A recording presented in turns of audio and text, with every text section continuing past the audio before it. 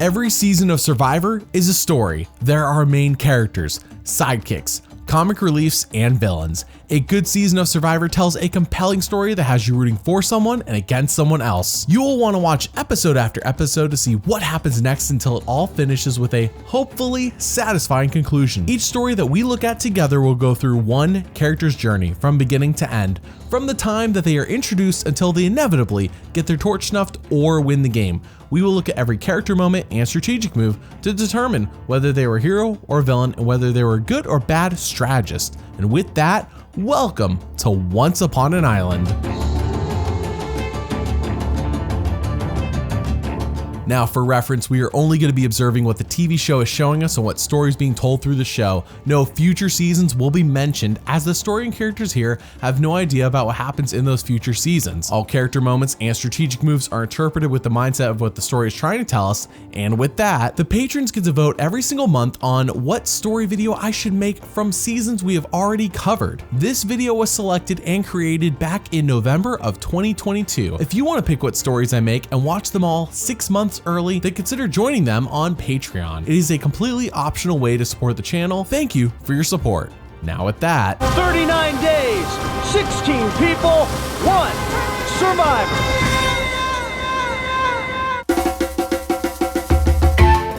Kathy Vavrick O'Brien, a 46-year-old real estate agent from Vermont, was a castaway on Survivor's 4th season, Survivor Marquesas. Here we are, back on the island. After seasons 2 and 3 went to inland locations with no beaches, here in the South Pacific feels more like how the show began in season 1 with Borneo. As a side note, the season was originally going to be filmed in Jordan until 9/11 changed that, and they made a last-second pivot to this location. So a lot of things production threw together were at the last second. Keep that in mind, as it will come up a few times during the season. Anyways, we see 16 players divided into 2 tribes, Rotu and Maramu. That is a tough name to say, forgive me if I mess it up. Kathy is on Rotu, and both tribes have to jump off the ship, gather their supplies, and row to camp. Very similar to the beginning of Borneo, but this time absolutely no food is given to them by the show. They are gonna have to find it by themselves, and this is the first season where this happens. So if you ever hear players say in a later season that they are the first season with no food,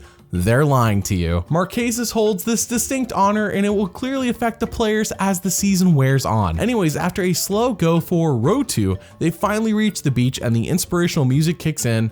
Right away, they try to make fire to absolutely no avail, but Kathy sets the tone of how others will view her when this happens. Kathy slips very easily into the role of the skipper.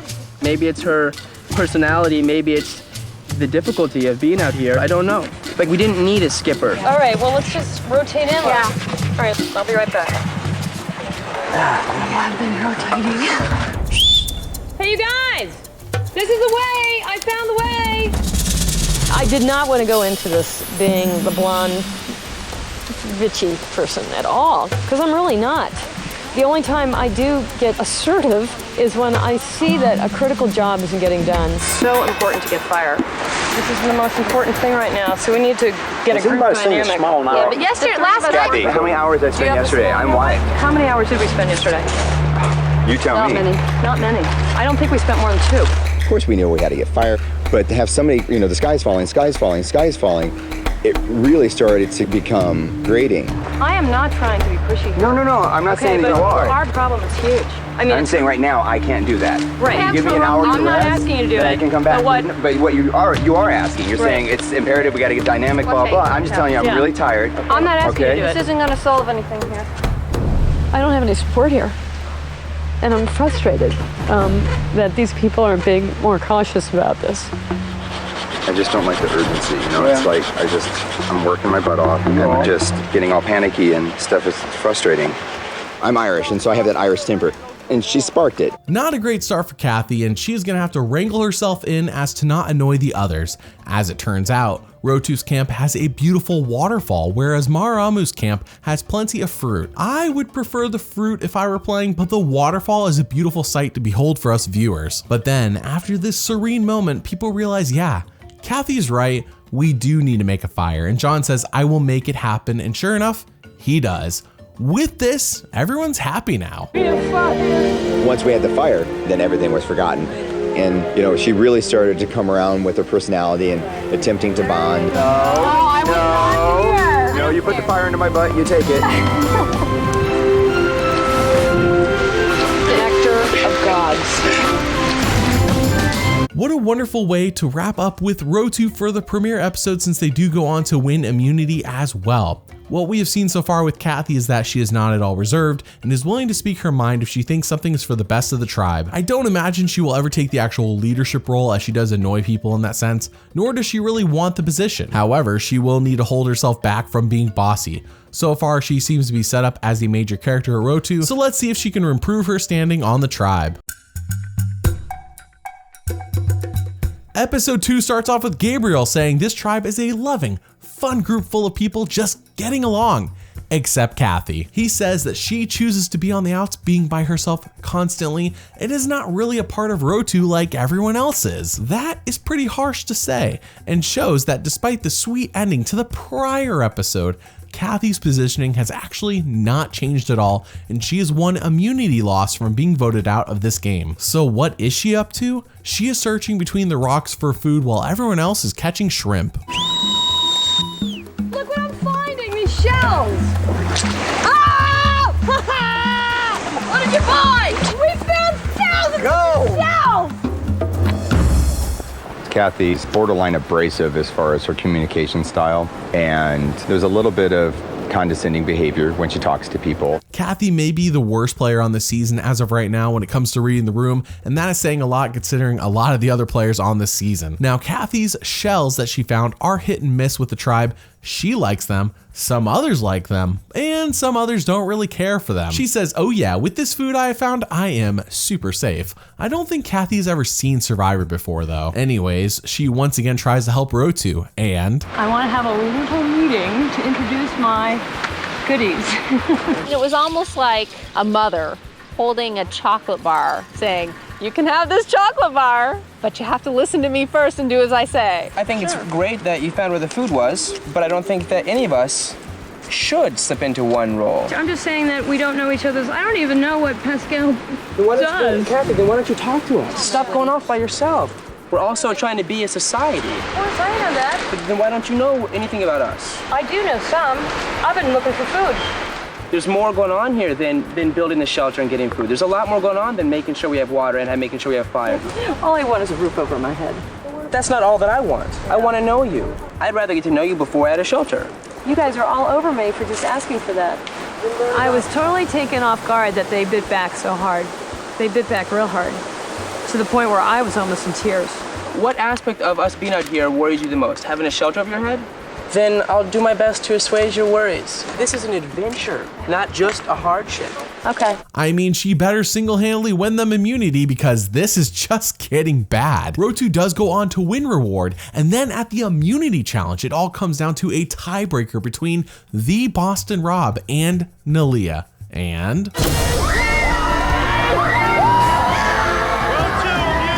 Congratulations, Rotu. Immunity again.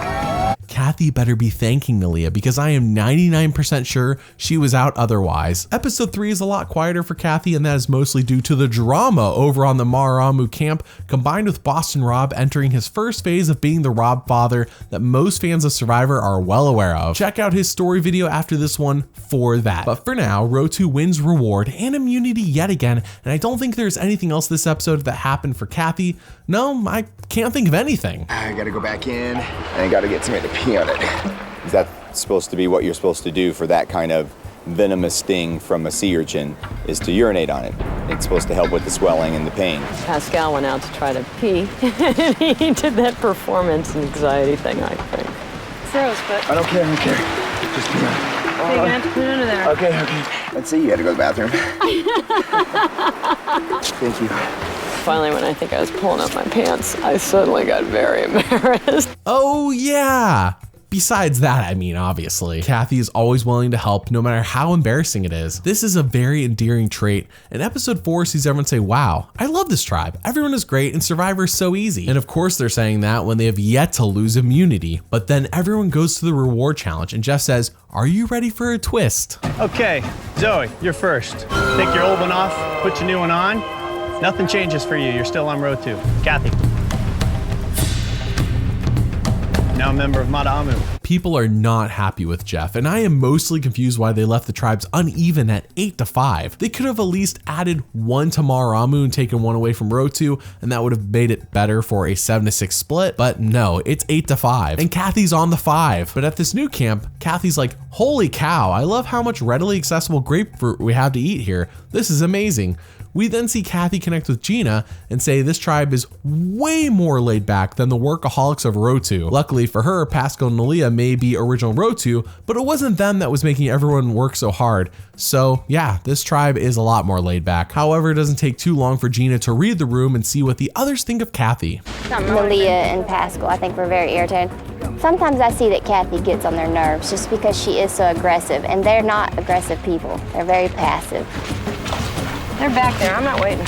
Despite a 3-2 lead over Gina and Sarah, that's not a good look. But thankfully for Kathy, Sarah is the oddball of their new bunch as she is lazy and clearly just gets by on her looks. That's how she was surviving before the tribe swap, by making Boston Rob lust for her hard. So then at the immunity challenge with Kathy leading, Row 2!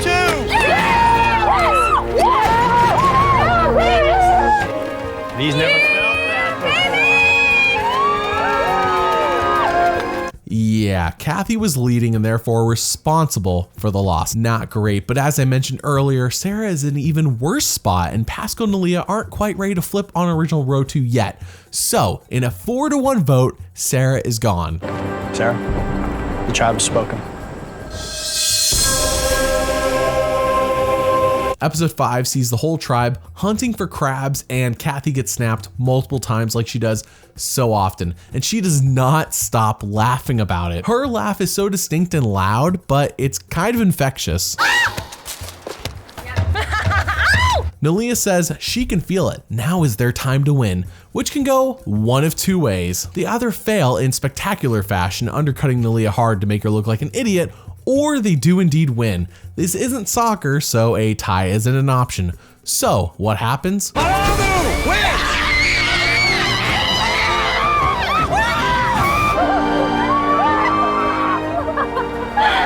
Let's go get it, guys! Well, that went amazing. Maybe Mara'amu can win until the merge and Kathy will be safe. Episode 6 sees them all hunting for crabs again, which is wild considering the stark contrast with how much food is at this camp versus the lack of it at Row 2, and Kathy catches one right as it escapes from their bag. Upon arriving at the reward challenge, they see that Row 2 voted out Gabe over Boston Rob, Visepia, or even Sean. Wow. Why did Row 2 turn on one of their own so soon? But let's just keep that in the back of our minds for now. This reward challenge is not that crazy until the end when Mara'amu is behind and Kathy and Gina catch up, take the lead, and... Get the flag! Get the flag! Row 2! Rob wasn't here! Hold up, I gotta check something. Boat has to be within the chain link. Row 2's boat is not okay. Row 2, you do not win. Mada'amu wins, feast. Wow, winning on a technicality. I mean, I'll take it. And everyone is now in a good mood, and Pascal says being the only guy with 3 women is heaven on earth. Kathy laughs and says, I love when you say that, Pascal. But then we see that despite the negative start, Gina is now all on board with Kathy saying she loves her as a friend. However, they lose immunity, and back at camp, the fire is out, and Gina says, who put sand on the fire? Kathy says, oh yeah, I've been doing that this whole season because it actually keeps the fire going. And Gina says, that's dumb. The sand puts out the fire. It does the exact opposite of what you think it does. And Kathy's like, well, it's been working for me, so. But in the end, at Tribal Council, the original Row 2 throws sand on Gina's fire and vote her out 3-1. Gina, the tribe has spoken.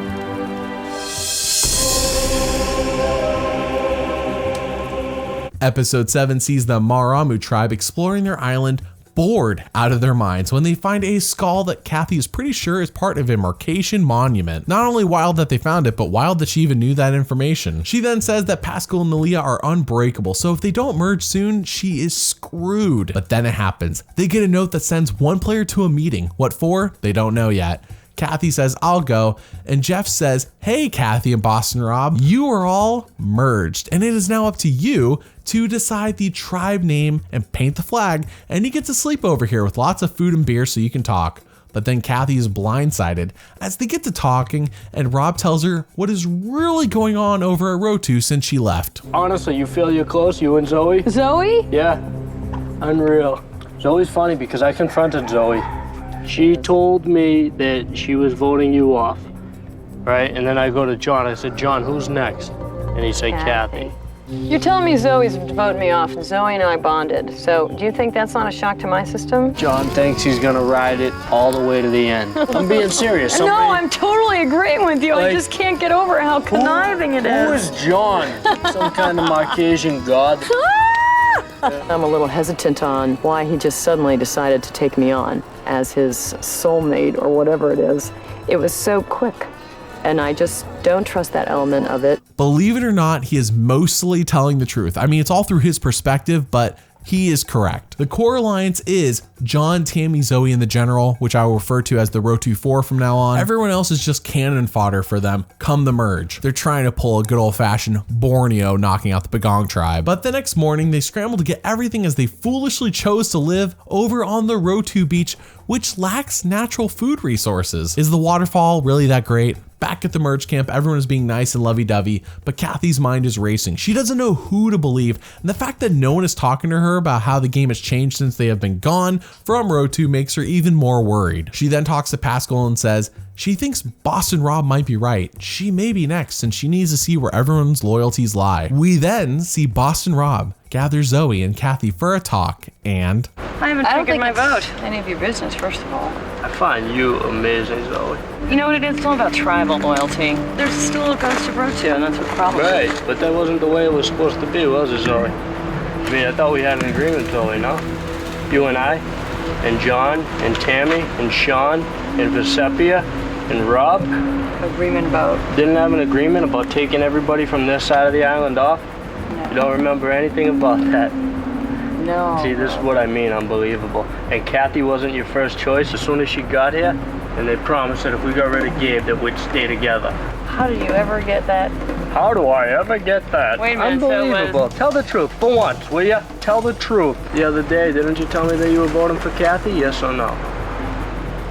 No. Wow. No, you didn't. now, if you're thinking Boston Rob's coming across as aggressive, that's just been him all game. Ignore that part because it's just who he is. But good on him for grabbing the most socially inept player of the Rotu 4 to do this with in front of Kathy. And you can see how he is doing no favors for his game, but it is a big favor to Kathy. This all just proves what he said to her earlier. Kathy then says her head is spinning and she doesn't know who to believe, but she knows she needs immunity bad. And speaking of immunity, Kathy wins immunity. You lost your concentration, John. Come on, baby!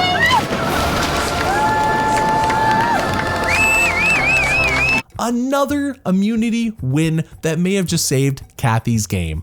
Back at camp, Kathy says, yeah, this lovey-dovey crap that the old Rotu is pretending to have is indeed a bunch of crap, and she sees right through it. She has x-ray crap vision, but at tribal council, how does the vote go down? First vote. Rob. John. John. Zoe. Rob. 3 votes Rob. 4 votes Rob. Rob, 7th person voted out of the tribe. Boston Rob. Rob, tribe has spoken. Thanks. Good luck, Kathy was on an island voting for Zoe by herself. That night back at camp, Sean is gassy. Yeah, I said it. He is farting a lot, and Kathy says that combined with his lack of work ethic means he is likely to be voted out next. Kathy then talks to Zoe about whether the plan was to vote her off or not last night, if she didn't have immunity, of course, and Confused about the fact that if there was an original alliance to vote me off first when I came here, there was never any intention of voting you off. No way in hell. We wanted to get Rotu back together as a team. Zoe just lied to me point blank about the fact that the tribe had definitely scoped me out for the first vote off when we merged. I think Zoe's been lying from the beginning. I think she's been playing both sides. interesting, very interesting. Zoe really is the crack in that alliance by giving everything away. Unknowingly, of course. She's just that bad of a player. So earlier I mentioned that production had to do a lot of things last minute, one of those being creating challenges, which explains the terrible kite flying reward challenge that Kathy goes on to win. It is so boring to watch. For winning that reward, she not only gets to go underwater scuba diving, but also gets one whole Snickers bar that she can share with everyone. Wow, thanks. Like 1/8 of a Snickers bar. Great. People say they would have not done the same, and John says this Snickers bar does not change who he plans on voting out at all. Sean then talks to Kathy and says, let's flip on the row 2-4, and between you, me, Vesepia, Pascal, and Nalia, we would be the final 5. And you know what? I think we can do it. I don't want to be a pawn to help Tammy and John go to the top. Being voted out 5th, Nalia is fine. She feels if you make too many waves, she said, Kathy, if you talk any more about that, you're going to get voted off. I want it to be even. I'm not aligning myself with Sean and V. Ah, now Kathy has hit a roadblock. Pascal and Nalia are more than willing to just sit on their hands and do nothing. They have no comprehension of the pecking order, as they don't see any row 2-4 alliance, and for some reason they think it's truly a free-for-all. They're not great players. Have they even seen Survivor before? At the immunity challenge, everyone gets to chop the coconuts of others, which sounds painful for the men, and this means that this is purely a social win. The others are basically choosing who to give immunity to. With that, we get a very clear pecking order. Sean, Vesepia, Kathy, and then Pascal. This is the order how it's gonna go. That's my boy. Pascal, you're out. Oh, doesn't that look beautiful? Nicely done. Tammy safe from the vote. Back at camp, Pascal sees the writing on the wall and says, Nalia, Kathy may have been right, and we are just pawns in the row 2-4's chess game. So, at Tribal Council, the moment of truth takes place. First vote. Sean. Sean. 2 votes, Sean. John. John. 3 votes, John. That's 4 votes, John. The 8th person voted out, first member of our jury. John. John, the tribe has spoken. Okie doke.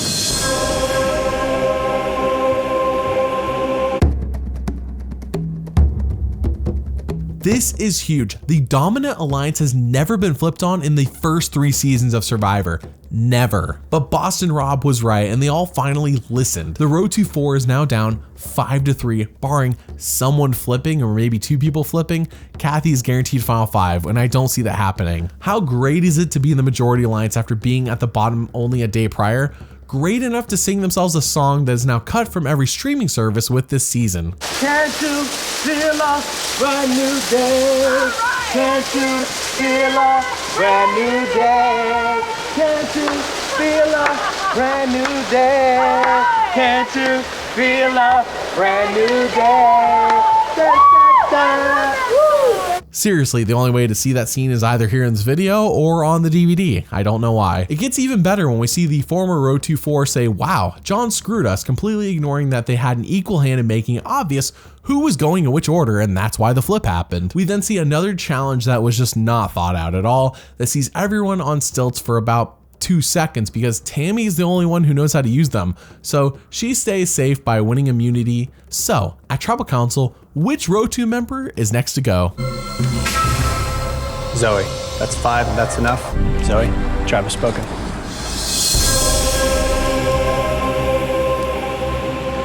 Episode 11 sees the food shortage become a bigger and bigger issue.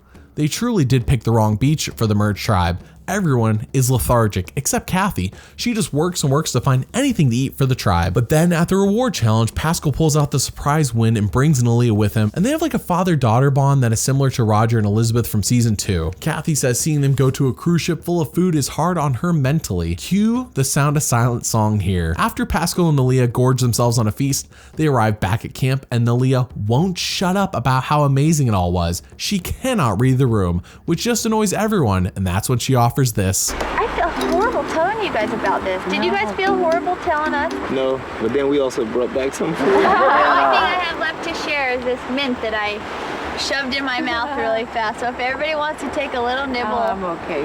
You're offering 7 starving adults a piece of candy out of your mouth. Keep your mint candy, man. You know, that's like saying Anybody wanted this piece of doodoo? Oh wow, thanks Nalia. And I thought Kathy couldn't read a room, yet here we are. So at this point they are either going to vote off Tammy or the general next. It doesn't really matter which one, they're both strong competitors, but the general wins immunity. So we all know where this is going. At Tribal Council, Tammy's voted out 5-2. Tammy, tribe has spoken. Episode 12 sees us with the final 6, and here is crunch time. Vecepia and Sean are a tight pair, though they deny it despite it being oh so true. Pascal and Nalia are a tight pair, and Kathy is kind of all by herself. She could align with the general, but without another pair flipping with her, it wouldn't make sense to do. She is valuable by herself since she would be a swing vote at the final 5, but the likelihood of her making it past the final 3 without winning immunity is extremely low. But let's put that on the back burner for now, as everyone is missing home, especially Kathy. It must be the luck of the Marquesas Irish, because just as the show was laying it on thick about how everyone is missing home, this is the first ever full-fledged family visit in Survivor history. Previously, it had only ever been one family member showing up in total for everyone, but here's everyone getting a family member showing up. How nice. Kathy of course immediately cries when she sees her son, but then when he wins reward, she cries even more since now he gets to spend the night at their camp. Jeff even gives him a buff and says, "You're an unofficial tribe member for the next day." Wow. Immediately upon arriving at the camp, Kathy goes full mom and embarrasses him, but also puts him to work. Have you been lifting? Look, check it out. Have you been partying there? Seriously, tell me the truth. No, not at all. Yes, you have, I can tell. We're gonna make You guys have actually done Patrick this. get the tarot. That's right. Never been an outdoor person. I've been a preppy little kid from the East Coast. I like my TV and my couch, and coming out here, it's just like, wow.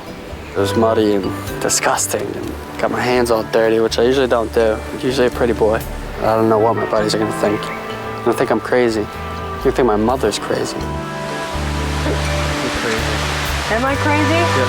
I'm not crazy. Kathy then talks to him and tries to explain her strategic situation to hopefully get a mostly unbiased view, but he is almost no help, saying she better hope the general gets immunity because that's her only shot. I think that would be bad if that happened, with everyone deciding to vote out Kathy over breaking up a twosome, but I could be wrong. But then the next morning he has to leave and Kathy tearfully says goodbye while also promising to finish this game strong. We then go to the immunity challenge, where an unintentional foreshadowing takes place as we see Kathy, Nalia, and Vecepia as the last 3 people remaining in the challenge. And what order are they eliminated in? Nalia, V, Kathy. The chicks are in the final.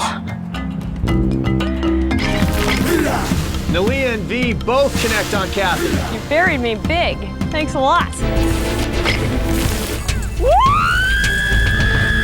Thank you, Jesus. Yes! You are safe from tonight's vote. Interesting. Very interesting. Back at camp, Kathy says while she is concerned about the Pascal and Nalia duo, she doesn't see the general as a viable candidate to bring to the end since he would have 3 automatic jury votes from the other row 2-4, and in this season you only need 4 votes to win, so he only has to get 1 more. So at Tribal Council, he is gone in a 5-1 vote. The 11th person voted out of the tribe.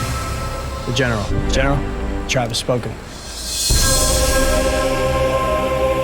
Episode 13 sees the row 2-4 all gone, and here's where the rubber meets the road. Vecepia says Kathy is the swing vote, and that leads to this conversation, which I will then follow up with a separate conversation that Kathy has with Pascal later on in the episode, since it kind of all connects. And with the concept of the swing vote, they're going to look at these 2 African American, regardless of what we talk about, they're going to say, okay, those 2 are in together, you know, they may vote the same or whatever. V made mention that I am definitely a swing vote.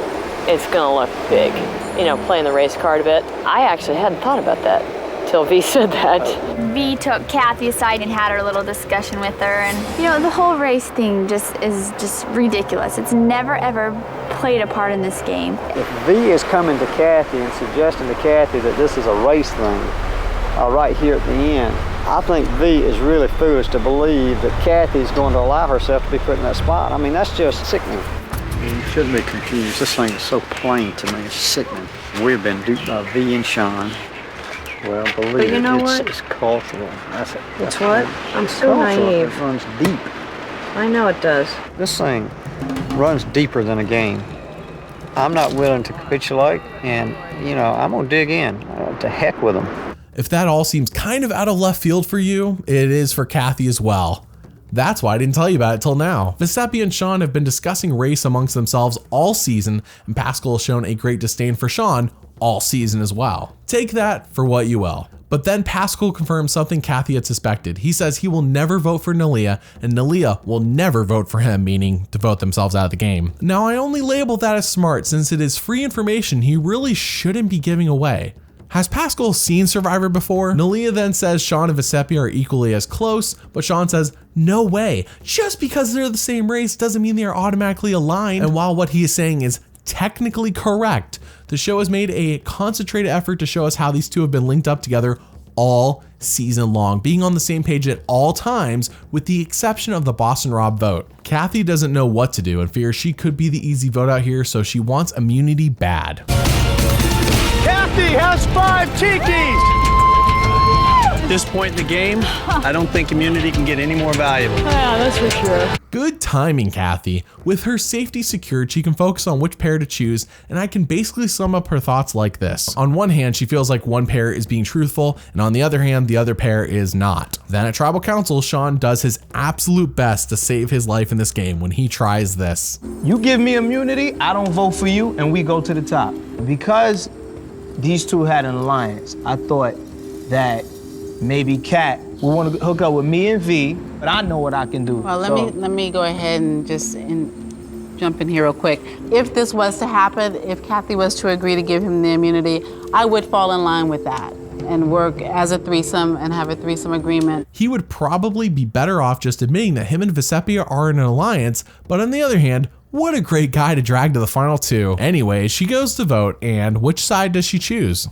First vote, Nalia. Sean. Nalia. Sean. Sean. Sean. Tribe spoken.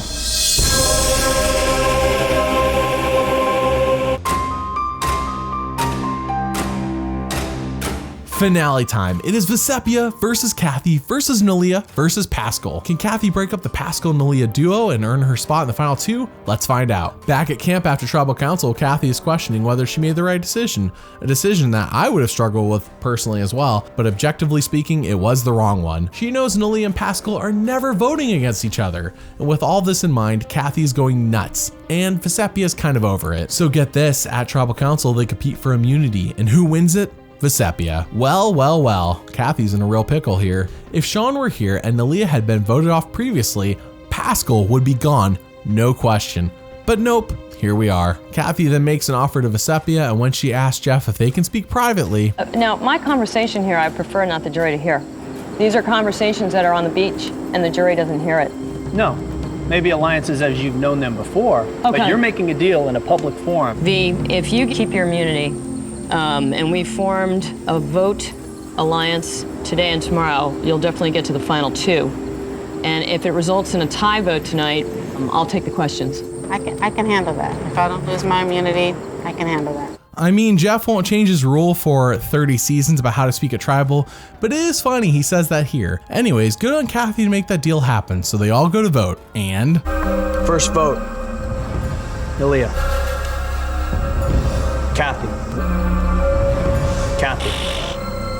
Nalia. We're tied, 2 votes each. A tie? How fun. Previously on Survivor, this has led to a question and answer showdown for who stays. At least that's what we saw last season on Survivor Africa. However, Jeff says you have 2 minutes to make a unanimous decision or you will be drawing rocks, meaning whoever draws the purple rock is out of the game. Obviously, no unanimous decision is made since Pascal and Nalia won't vote each other out, so they draw rocks. And 3, 2, 1, reveal. Pascal, it has been a one-of-a-kind Tribal Council, but the tribe has spoken.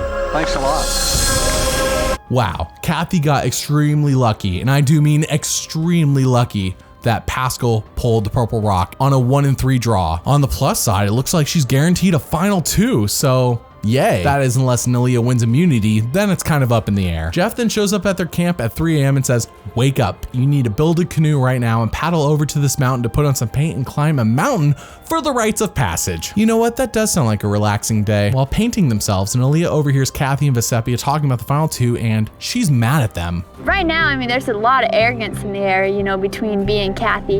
It's been kind of annoying today, to tell you the truth. I mean, you know, sitting over there on the mat finishing up my tattooing and hearing, you know, her tell Kathy, oh, if I would have, you know, had to make it to the two, I definitely knew that it was going to be you, and all this drama.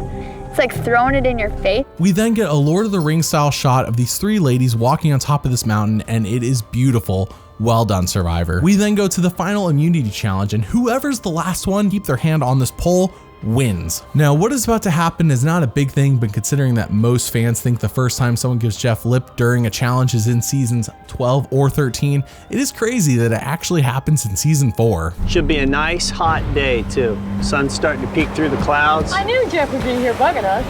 I'm just setting the stage for you. That's good. We then see Jeff ask Nalia if she knows who she's going to take to the final two if she wins, and she says nothing, but she looks straight at Vesepia. Kathy gets the hint. But then, 4.5 hours in, this happens. Watch your flags. Showing the jewels. I'll give you immunity. I'll drop off if you take me. I'm fine with that.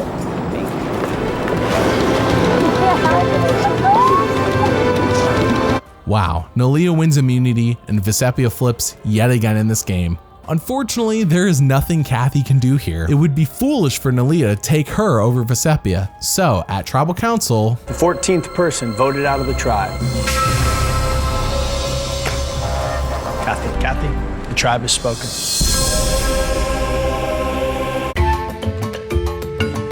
So let's break this down. How is Kathy as a character? Loud, well-meaning, and full of life. She has some of the craziest facial expressions, and her laugh is so distinct that it would make her so easy to find in a crowd. She came into the game clearly not knowing how to play it, but she quickly turned around her unfavorable beginnings after the tribe swap when Kathy lands on a laid-back tribe that grows to embrace her. She, along with Boston, Rob, and John, are the linchpins that hold the season together, and her journey shows a lot of growth, but also a character we quickly grew to love. Out of 24 character moments shown on the show, 16 were heroic and 8 were villainous, making Kathy Vavrick O'Brien a hero on Survivor Marquesas. Now, how is Kathy as a strategist? So bad in the first half. Luck was on her side though, as Row 2 kept winning immunity, and when she swapped, Pasco and Nalia were more than willing to sit on their hands and just eliminate the Maramu members. Then she got lucky once more, going to the Merge Summit meeting with Boston Rob, who aggressively told her the truth of what was going to happen come the merge. On the other hand, Kathy grew and adapted all season, and she always used luck to her benefit. So it is a bit ironic that what did her in at the very end was luck, with Nalia saying, hey, you might be showing off your boobs right now, and Kathy going, oh really? And then she just falls. Could Kathy have won sitting next to Nalia or Vesepia? I say yes. She was that close. Out of 38 strategic moments shown on the show, 23 were smart and 15 were dumb, making Kathy Vavrick O'Brien a smart strategist on Survivor Marquesas. Thank you for watching, and doubly thanks for liking and subscribing. See you all next time.